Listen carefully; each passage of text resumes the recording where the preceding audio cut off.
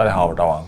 我是小汪。北京的房价现在到底怎么样了？又将何去何从？今天我们来看4段视频。说实话，我都不想干了。我有100个客户，没有一个能订房的。我现在的心情啊，就跟今天的天气一样，哇凉哇凉的。今天北京要下1天的雨，我披个雨披，骑个小车溜溜的就来了。昨天打了半天的电话，没有一个出来看房的。我现在客户都带不明白，就不知道怎么聊了。这是昨天我们一个干得很不错的老业务说的，就我也有同感，就不是说我们能力退化了，而是客户的意愿降低了。就你说的嗓子都冒烟了，客户说再等等，再看看，再观望一下，就完全不为所动。我有个客户啊，房子很合适，但是我一跟他联系呢，就是在出差啊或者忙没时间。后来我跟他聊，他说了一句话哈，我算明白了。他说我就怕我现在买了，房价一降，我几年班又白上了。就他的这种担心呢，好像甚至会发展成一种恐慌，就是我看看房子行，但是让我订房，我下不了这个决心。昨天有一套我维护的房子，同事的客户啊，从7点半谈到了晚上10点啊，谈了将近3个小时，就价格谈好了，就没签成。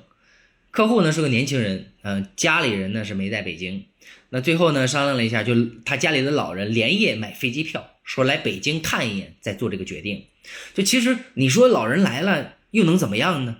你找到链家大公司有保障，你也不用担心。家人来了能做什么呢？也做不了什么。然后我分析了一下啊，就有的人订房的时候呢，他自己下这个决定很难，需要有一个人来帮你做决定啊。其实也不只是买房，很多重大的决定都可能会有这种情况，问一问身边的人、信任的人的意见，帮自己下个决定啊。大家觉得我分析的对吗？另外我也想问一问咱们现在看房的朋友啊，现在到底是怎么想的？现在的买家真的是处于一个买房天堂时代，这句话真不夸张。对比一下当年咱们买房，那叫一个如临大敌，什么凌晨排队、深夜签约，一连好几天马不停蹄看房子，是吧？那时候只要你动作慢半拍，不是被别人抢了，就是被房东反悔挑价。哪怕晚上8、9点钟的时候，我记得当时还跟着中介在城里奔波，那是真正的买在喧嚣时。虽然我之前买的房子不算是2017年的最高点，但是整个过程那个焦虑感，现在回想起来真的是记忆犹新。今天的买家没有经历过那些场面的哈，真的是很难想象现在这个挑挑拣拣和砍价到底是一种怎么样的奢侈。说到当年买房，有2个挺后悔的事儿，我都跟你讲过，是吧？对，也还挺刻骨铭心的。第一个就是在我买房的前1年，北京北3环一个楼盘，它搞特价销售，因为那个时候房市啊也是沉寂了很久，处于一种不温不火的状态。那个价格当时只有3万出头，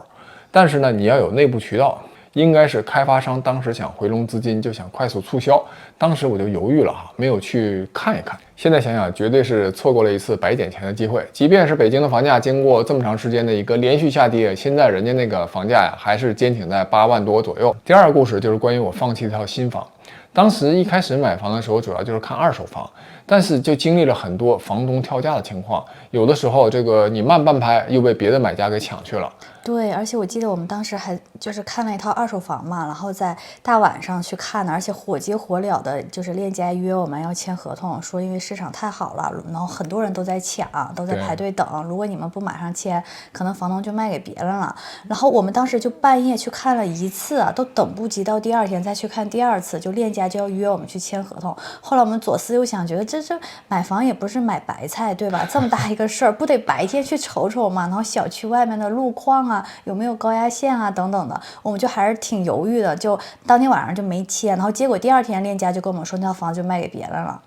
还经历过一次啊，就本来去人家这个看房现场跟房东谈得好好的，最后啊这个房东第2天跟我们说不卖了，因为他觉得这个房价继续涨，他要握在手里。经历过多次这种状况之后，心态就会发生变化，又焦虑又难受。后来呢，我就想看看新盘吧。那个时候你要看新盘，基本都要去托朋友找关系才能买得到新盘的楼盘。有一套就在东4环以内，我也找了朋友，说可以去看房，可以去买了。这个院子啊是一个刀字形的布局，有的人说这个风水好，有的人说不好。总之啊，就众说纷纭。户型是不错的哈，就是这个价格比二手房确实要高不少。现在想想，这套房子绝对是物有所值了，应该价格还稳居在8万左右。但当时啊，我左思右想之后还是放弃了，就因为刀字形错失一套好房。对这个风水，当时因为觉得说不好嘛，就觉得心里还是有忐忑，又觉得买一套房呢可能要住好多年，所以就没有下定决心去买那个房子。但现在看来，这个涨幅远远超过后来我买的那套。是啊，因为我们俩平时也一直挺留意北京的房价的嘛，就现在这个房价呀，跟我们那个时候买房的时候真的是冰火两重天，这个市场。但有一点是什么呢？就相通的，就是说大家都怕晚半年买房，就这半年工作就白做了，钱都打水漂了。我们那个时候当时特别怕晚半年买房，房价就嗷嗷的一下多涨个50万，那你想一年工资不是白赚了吗？现在的买家呢，好家伙，正好反过来了，就怕现在买房，再过半年房价又跌个50万，这半年的工资又白赚了。而且呀，这些买家的顾虑真的不夸张，就现在这个行情还真的是半年可能就把你1年的工资全给跌没了。就像我表姐她就跟我说，她去年的时候呢，就打算卖她的一套房子，可能考虑给她的小孩置换学区。用她自己的话说，就是那个价格一路下降，然后一路无人问津，她就是追着那个市场价下降的。她的那套房子呢，在小区里面，楼层比较高，然后户型比较好，所以她总觉得应该比市场价贵个10万，因为市场价差不多就可能中间楼层的嘛。市场价800万的时候，她就想卖860。但我觉得，你看，如果它真的楼层很好，如果是比如说6层的跟10层的比，其实不只是几万的问题，可能贵个10万20万都正常了。这是在市场好的时候啊，咱们买房的时候那会儿不就是吗？就因为户型好、楼层好，我们可能多掏个20万也是心甘情愿的。但现在真不是，现在的买家就非常较真，就10万人民币是一笔大钱了。就我表姐跟我说，真的就是这样，然后就一路追着那个市场价往下调啊，市场价850，他860卖不掉；市场价跌到800，他挂810卖不掉。就现在已经一路降到750了，现在他咬牙说，干脆就跟市场价平衡吧。市场价750，他甚至跟链家说740他也能接受了，终于咬牙降到低于市场价，但是到现在为止还没卖掉，已经大半年过去了。真的是，你说一个800万左右的房子，10万的差价，按道理啊，这应该这个差价都不算事儿，应该两方只要稍微有点诚意，稍微这么一谈判，这8万的差价应该就各让一步就可以成交的。你表姐这个情况真是说明现在的市场跟以前真是不可同日而语。就无论是买方还是卖方，好像对于这个成交啊都没有那种迫切的那种渴望。对，而且在以前市场经济好的时候，经济上行的时候，大家为了好的楼层、好的户型，多掏10万、20万，很多人是心甘情愿去买单的。你别说20、30万，我都听说有40、50万的都有。对，但是现在经济下行嘛，你看很多人又失业、又降薪、又裁员的，10万块钱可能就是很多人家庭1年的生活开销，就非常的较真儿。总之啊，现在的买家和房东是真意味了，各自体验各自的冰火两重天。房价便宜对于高位接盘呢，确实是太残酷了。但不得不说啊，对即将要毕业的年轻人呢是一个好事儿，给了年轻人一个希望。我想在2017年房价最高点的时候，买房的很多人也是绝望的。但社会的发展总是在绝望和希望之间徐徐展开。我们来看下一个视频，看看这位认为2025年年底北京房价大概率会上涨的这个人怎么说。北京楼市真的可能要变天了，大伙儿憋了快4年的买房刚需，真的压抑太久，房价呢也实实在在的跌回了差不多16年底的水平。现在有意思的是什么？不是大家怕买不起，70%多的人呢是怕啥？怕今天买了，明天接着跌，这钱花的冤枉。但你想啊，一旦北京真出台跟广州全面解除限购限价的刺激政策，把这股怕劲儿呢给打掉，大伙儿的信心回来了，那场面需求一下涌出来，房价啊搞不好真的报复性上涨。2025年底真的有可能，你准备好了吗？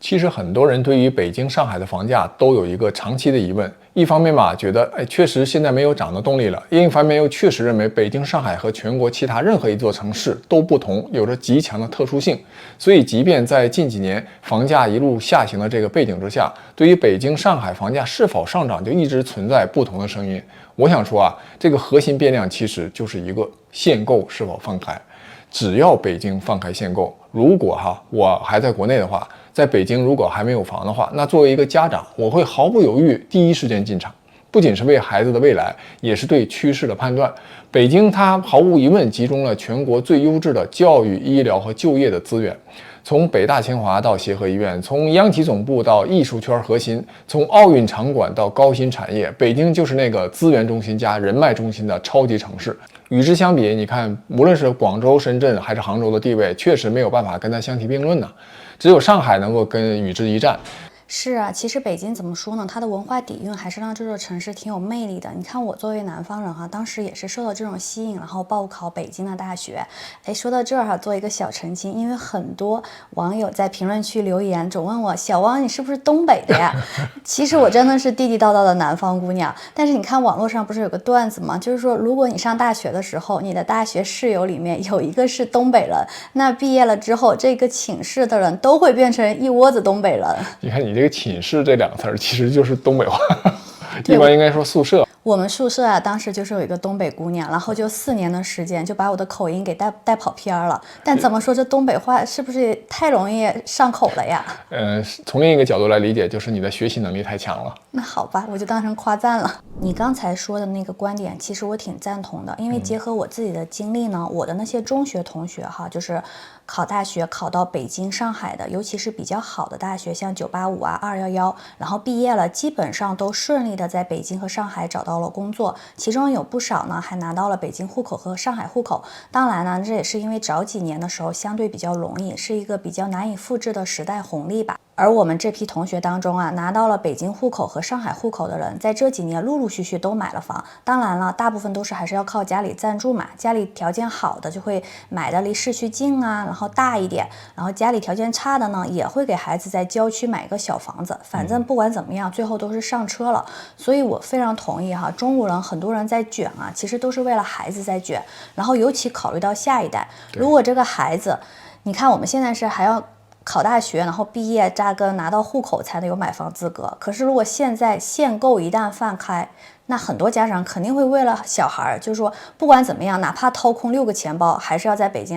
安家一套。甚至有的会把2、3、4、5、6线的房子卖掉来凑这个首付，一定要在北京安一个家。其实安家就是安居，就是安心，所以这对很多中国人来说哈，非常非常重要。而且呀，现在网络上不是很多人都说嘛，就相当于你的孩子如果大学毕业，他在北京本来是有能力上车买房，在北京安家落户的话，如果你不帮助他实现这个梦想，又让他回到了老家，那么你孩子的下一代又得再重新走一遍他的这个老路，从小地方一路厮杀上来，然后千军万马过这个高考的独木桥，还不一定有机会能够考到北京的大学留下来。所以对于中国很多人，哪怕是普通的家庭的老百姓，他们也愿意举全家之力帮助小孩在这个大城市安家落户。那这样的话，小孩如果说有了房子，其实基本上他的下一代就跟像那些老北京啊就不太有区别了已经。说到这儿，可能有些朋友会说哈，北京就那么好吗？就这么多中国人就一定要去北京吗？那大家可以去真的了解一下中国人的一个心理哈，真的是北京和上海几乎是每一代人的一个最终梦想，包括年轻人也不例外。是的，我很赞同。网上就有很多人说，你看广州不是放开了限购吗？可是广州的房价也没有大涨啊。其实我想说，对于我们年轻人来说哈，这个广州的吸引力跟北京和上海真的是不可同日而语的。我再举个例子啊，我有一个身边的朋友，他就是在杭州，他已经有非常好的一个经济基础，而且在当地的职务也不低。他的孩子从国外留学回来之后，如果安排在杭州，他既可以安排一个非常好的一个企事业单位，也可以放在自己身边，然后会比较踏实安心，对吧？但是没有，他就放在了上海，还是找关系，各种关系给他安排在上海找了一份工作。所以北京、上海对于大部分的中产阶级和一些小富的人来说，是他们一个终极的目标之一。这是小富人群和中产阶级啊，对于有几个亿身家以上的这种大富人群，那北京、上海对于他们来说已经不是限制了，他们已经可以成为世界公民了。那对于这些心心念念想让自己或者后代扎根北京、上海的这些人来说，如果在北京和上海放开限购的时候不托举着孩子来扎根北京和上海，那下一代就像你说的，或者下下一代还得重新来过。那如果他们抓住了放开限购的这个窗口期，在北京和上海买了房子，即便他们一时没有北京户口，但心里肯定也会踏实很多，就慢慢找机会呗，也不用担心房东的驱赶、合租室友的不确定性，还可以随意装饰自己的房子，即便小也可以构筑一个温暖舒适的港湾，然后就可以享受北京这座城市提供的很多丰富的文化呀、体育活动，是吧？以及别的城市的没有的那种底蕴，比如随时可以去故宫颐和园，可以去历史悠久的各大高校徜徉浪漫。那家里老人看病也非常方便哈，有非常多的医院可以选择。虽然说有什么协和4+4哈，但是你不能否认，这协和还是很多疑难杂症的第一选择。所以北京的房价它不是一般的供需关系可以决定的，即便在现在的互联网时代，对于生活居住在北京、上海啊，是非常多的人的一种梦想，有着一种特殊的身份象征和资源初始门票的那种感觉。对于北京和上海的这种情节，绝对不是老一辈人才会有的。北京、上海的这样的城市，对于每一代的年轻人都有着非常大的吸引力。我们接着来看下一段视频：房产交易的隐性成本账单。没想到这么多伙伴对我最近卖房亏了多少钱很感兴趣啊，那就满足大家啊。然后今天的评论区也开放给大家，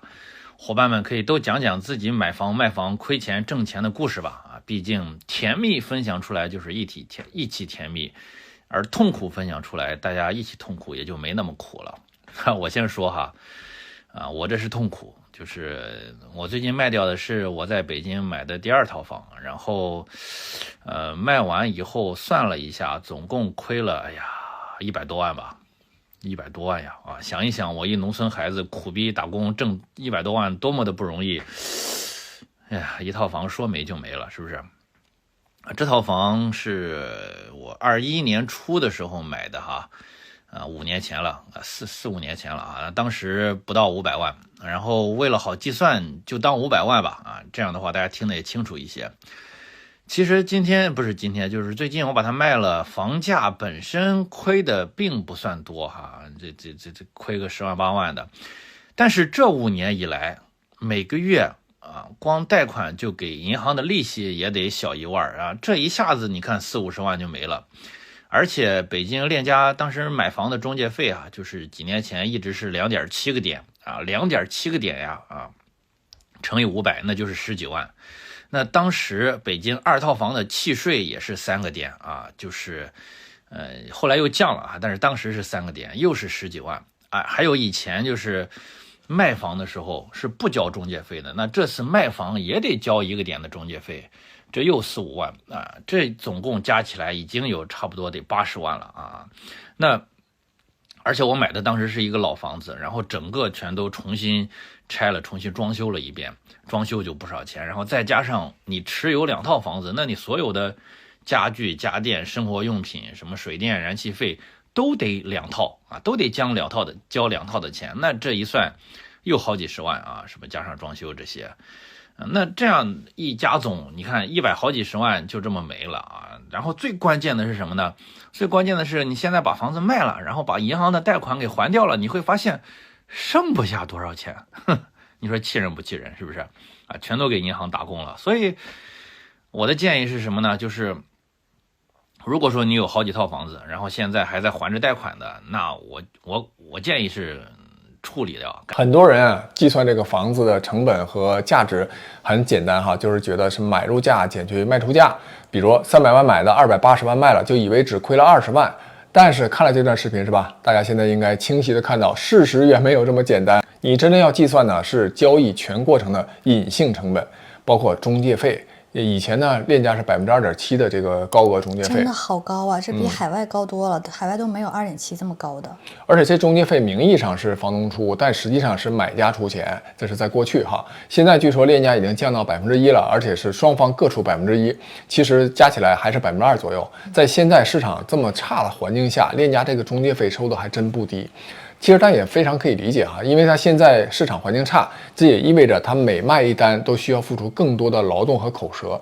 那房子的其他成本还包括契税啊，各种交易税费，这笔支出在以前也不少，是3%左右。你想500万的房子可能就10几万，现在据说有所减免了哈。那还有贷款利息，按揭5年下来的话，光利息可能就耗掉你几十万，每个月就是给银行打工啊。说到这个利息啊，我想说，我们之前也做了一期房价下降的视频嘛，当时就有很多网友留言说，哎，你们不能把利息算作这个成本啊，因为你们如果不买这个房，你们也要去租房啊，租房不也得付租金吗？但是肯定远不止房租那么简单，因为你可能现在随便一个房子动不动就是几百万，那每个月的利息动不动就是1-2万。但是即便在北京、上海这样的大城市，即便你在地段还不太差的地方，你去租一个3居室，现在也就1万出头。对，而且对于很多租房的人来说，他们可能租个1居室或者2居就够了，也不会去租个3居室，那成本就可以控制在几千人民币每个月。对，再有就是装修费，尤其是你打算常住的话，那往往一装修就是几十万、上百万，甚至几百万的都有。但是现实中有多少人真能住满10年？据北京的中介讲，根据北京市场的流动性观察，很多房东就是5、6年他就会换一次房，或者是搬到别的城市去居住了。那如果你要是投入几十万、上百万去装修一个房子，最后你又不得不把它卖掉的时候，那你这个成本就太高了。再有就看机会成本，就如果你的资金就锁在了一个不怎么涨的房子里面，这几年你能错过其他的资产的上涨红利，咱就不说比特币的涨幅了，就看黄金的涨幅，就让很多买房子的人后悔不迭。其实我们当年装修就是一个例子，想着嘛，在北京这套房子应该能住个10几年，就好好的花大价钱就装修了一下，结果不到6年啊，我们就后来就出国了，把房子也卖掉了，这所有的装修也都打了水漂啊。那因为人家买房的时候根本就不看你这个装修的成本的。说多了都是泪呀。我们来看下一段视频，唐僧的扮演者池中瑞老师卖他们在北京的一栋楼寸土寸金的黄金位置。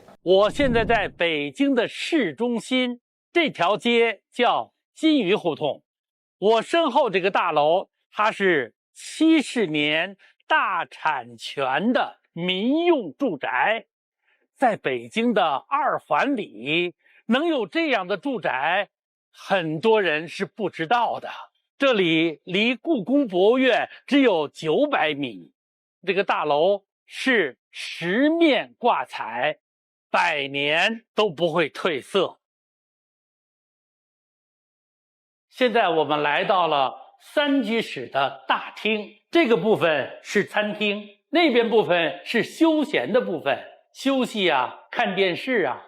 我们再看看旁边的厨房，烤箱、微波炉，这边是洗菜，这边是炒菜，这所有的设备都是从德国进口的。透过厨房的大窗户，我们可以看到金宝街的丽晶酒店，旁边的王府饭店。带你们看看这个书房。如果你家里边孩子多，也可以把这书房改成客房，还有单独的洗手间。我现在来到了第2个客房，这第2个客房呢，还不但有窗户，还有一个小小的阳台。透过窗户，下边就是小学校，稍微远处一点，挨着学校的就是协和医院。这个客房也有单独的卫生间。我们到主卧房看一看，这个就是主客房，同样也有一个大大的窗户，阳光灿烂。主人房的衣帽间，客人房也有同样的衣帽间，这些衣帽间都是意大利进口的。我们看看主人间的卫生间。看池老师介绍房子这段视频，我看到电视墙那段，你知道我第一反应是啥？大理石有辐射。对，你太了解我了哈。就是我觉得这样一个房子，如果有这么大一块大理石放在对面，我会坐卧不安的，我肯定要把它敲掉。如果买的话，咱们池老师介绍他们的豪宅的时候，用的真的还是那个唐僧语速哈，不急不躁，四平八稳，甚至带着一点点的庄严和温和的那种慈悲感。而且他说话的方式完全是那种推销的话术，但是啊，感觉非常舒服，我感觉就像一种安抚的感觉。对，而且池老师今年已经70多岁了嘛，你看他这个外形哦，真的很像唐僧哎，就看到他我就突然理解了这个顶级富豪陈奶奶的审美。当然，这背后也有让人要琢磨的地方，就这个黄金地段，这么黄金地段，离故宫只有900米，装修又是顶配，为何在这个时间点要挂牌呢？你想，他们家肯定是最精明的生意人之一啊，掌握着业内最及时的信息。如果他们现在要开始出货了，这只能说明一件事儿，就短期内，我觉得北京应该是没有放开限购的计划，说明他们认为这个市场还没有解冻，真正的春天还没有到来。你看，真正的商人他肯定是卖在喧嚣时啊，他就没有。你看他现在在市场一个还比较寒冷的时候，他来卖房。就连这么个有团队有人脉、算得清大账的人都选择在这个时候卖出，那普通人真的要谨慎思考这个时机，掌握好节奏了。如果听我们节目的朋友有想成为房东的，有想卖掉房子的，不要纠结于一些表面的指标，比如什么成交量啊、利率啊、媒体报道的专家预测。真正决定北京、上海房价能否再次起飞的，就是这个限购政策是否松动或者全面放开。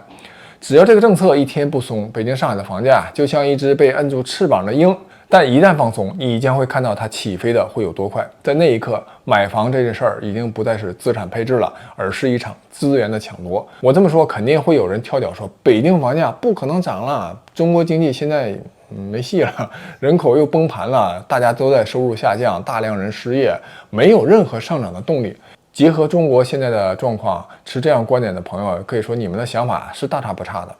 但是呢，你一定要考虑一个问题，就是14亿人口背靠14亿人口的北京、上海，他们和任何一座其他城市真的都不一样。